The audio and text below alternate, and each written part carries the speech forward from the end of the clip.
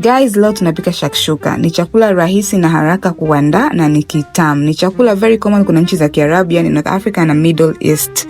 Let's get cooking. Mafuta yakishapata moto, utatia vitunguu maji, vikaangie vile translucent visibadilike rangi. Utatia na hoho nyekundu, utakaangia kidogo, kisha utatia kitunguu saumu na unga wa binzari nyembamba. And then utachanganya kuangia kidogo, utatia nyanya zako ambazo ushazi blend na chumvi, utazikoroga zikaangike ziive zilainike kabisa na separate na mafuta kama hivyo. Kisha ndo utakuja utatia red gold tomato paste na paprika, utachanganya na kuendelea kukaangia. Then ndo utakuja utatia maji kutengeneza lile rojo lako. Changanya maji na acha rojo lichemke hivyo, na likishakuwa tayari punguza moto and then tengeneza kama v-balls hivi ili ukiweka ile mayai yasambaratike.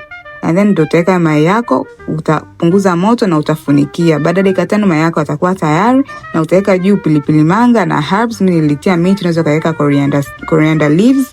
Alafu utakuja kuserve. Huaga kinaliwa na mkate, but mimi niliserve na wali na parachichi. Bye bye guys.